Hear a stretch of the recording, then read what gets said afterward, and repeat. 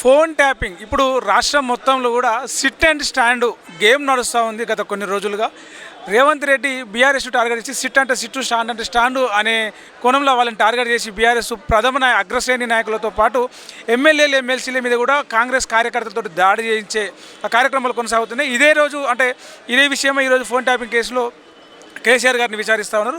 దీన్ని నిరసిస్తూ తెలంగాణ వ్యాప్తంగా నిరసనలు జరుగుతూ ఉన్నాయి, ధర్నాలు, రాస్తారోకోలు జరుగుతూ ఉన్నాయి. మరోవైపు తెలంగాణ భవన్లో కూడా మొత్తం హైటెన్షన్ వాతావరణం నెలకొంది.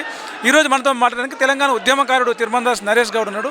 అన్న చెప్పండి, ఎట్లా వరుసగా మీ పార్టీ వర్కింగ్ ప్రెసిడెంట్ కేటీఆర్ని విచారణ చేసినారు, డిప్యూటీ ఫ్లోర్ లీడర్ హరీష్ రావుని చేసినారు, మాజీ ఎంపీగా ఉన్నటువంటి రాజ్యసభ సభ్యుడు సంతోష్ రావుని చేసినారు, ఇప్పుడు ఈరోజు పార్టీ అధినేత చీఫ్ తెలంగాణ తెచ్చిన వ్యక్తి కేసీఆర్ను కూడా విచారణ పేరుతోటి ఎర్రవేలు నుంచి హైదరాబాద్కు రప్పించారు. ఎట్లా చూస్తారు మీరు దీన్ని? ఒక సైకో లెక్కలు ఇవన్నీ. ఒక సైకో ఏంటంటే ఒక సీక్వెల్గా ప్రజల మీద పాలన అందించడానికి విఫలమయ్యి ఏం చేయాలో అర్థం కాక డైవర్షన్ పాలిటిక్స్లో భాగంగా కుటుంబాన్ని వేధిస్తున్నాడు.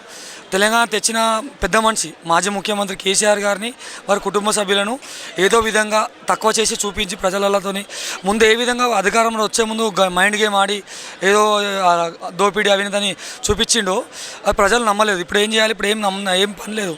ఈ ప్రజా పాలన అమలు చేయడానికి లేకపోతే ఏదో చేయాలని డైవర్షన్ పాలిటిక్స్ కోసం ఇది ఎంచుకున్నాడు తప్ప ఏమి 2 సంవత్సరాల నుంచి ఏం పీకిండు ఆయన? ఏం నిరూపించిండు?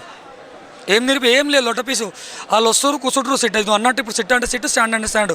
అది సిట్టు పోలీస్ సిట్టు కాదు, అది రేవంత్ రెడ్డి సిట్టు. రేవంత్ రెడ్డి సిట్ అంటే సిట్టు, స్టాండ్ అంటే స్టాండ్. అదొక డేట్లు ఉంటాయి. ఎవరైనా మేడారం జాతర సమయంలో విచారణ పిలిచారని తెలుగునాడు ఎవడన్నా? అంటే అప్పుడు మేడారం జాతర అయితే కేసీఆర్ని విచారణ పిలవడానికి పిలవకపోవడానికి మధ్యలో అభ్యంతరాలు ఏముంటాయి? అంటే ఒక కేసీఆర్ వల్ల విచారణ జరుగుతలేదు కదా.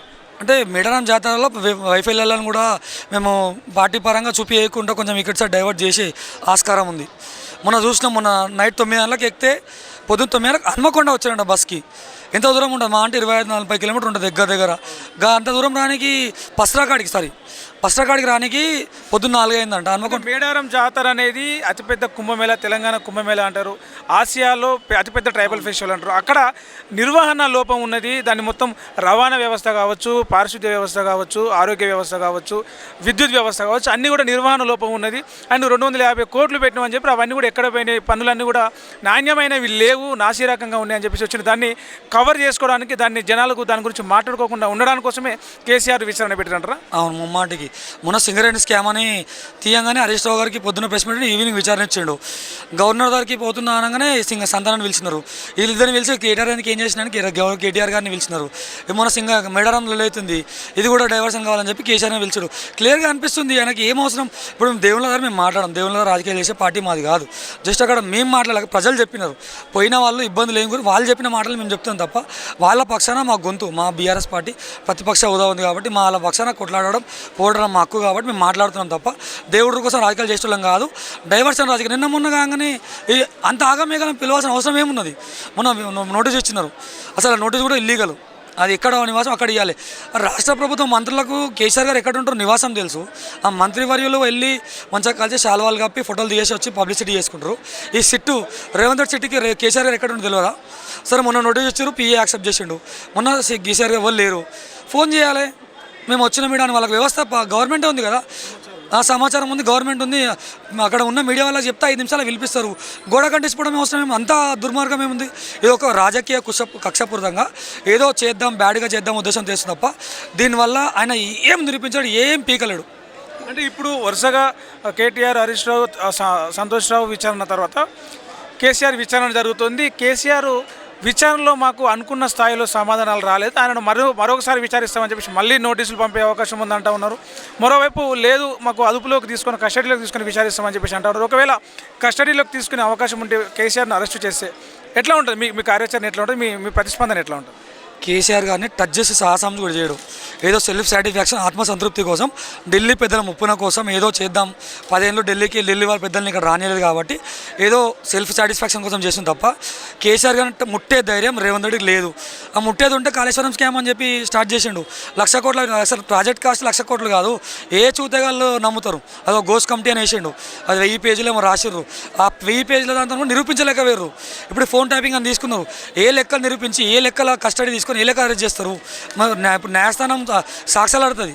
సాక్ష్యాలు లేకుండా లోపలేస్తుంటే ఎట్లయితుంది? ఇంకోటి మాజీ ముఖ్యమంత్రి వయసుతో పెద్ద మనిషి ఏదైతే చూద్దాం, మేము దాన్ని అన్నిటి సిద్ధమే. ఒక్కసారి పిలుస్తారా, 100 సార్లు పిలిస్తే సార్ వస్తాడు. ఇప్పుడు సార్ ప్రతిపక్ష నేతని, ప్రతిపక్షాలుగా కొట్లాడుతూనే ఉంటాం. ఎన్ని విచారణలు పిలిచినా, ఎంతమందిని వేధించినా, ఎన్ని కేసులు పెట్టినా, ఏం చేసినా మేము ప్రశ్నించామాపా మీ ప్రభుత్వాన్ని అడుగుతూనే ఉంటాం. అంటే ఒకవేళ ఇప్పుడున్న పరిస్థితుల్లో ఇప్పుడు ఈ జరుగుతున్న ఈ రాజకీయ కక్ష సాధింపులో కాంగ్రెస్ పార్టీ చేసి వరుసగా బీఆర్ఎస్ ఎమ్మెల్యేలు ఎమ్మెల్సీల మీద కూడా దాడులు జరుగుతూ ఉన్నాయి. అంటే ఎక్కడికక్కడ కట్టడి చేస్తూ ఉన్నారు. అంటే బీఆర్ఎస్ పార్టీ మీద కాంగ్రెస్ గవర్నమెంట్ కావచ్చు, ముఖ్యమంత్రి రేవంత్ రెడ్డి కావచ్చు, పైచేయి సాధిస్తుంది అనుకోవచ్చా?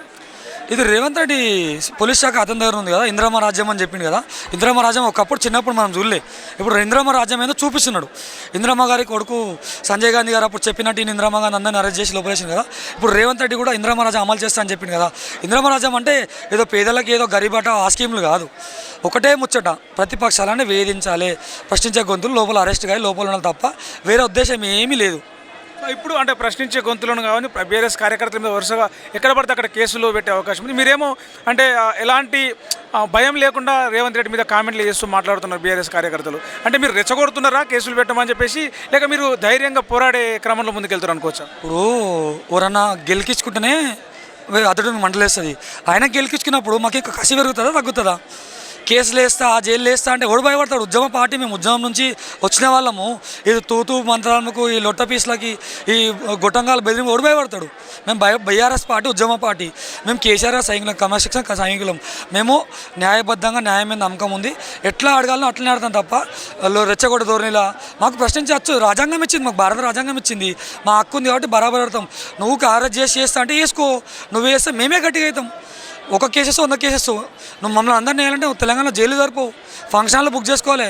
నీకు అట్లా కూడా వెనుకవో, నువ్వు ఢిల్లీ ప్రజల మొప్పుల కోసం అట్లా కూడా వెనుకవో. కానీ నష్టం ఊరికి ప్రజాక్షేత్రంలో నీకు తగిన గుణపాఠం చెప్పడానికి ప్రజలు సిద్ధంగా ఉన్నారు, చూసుకో.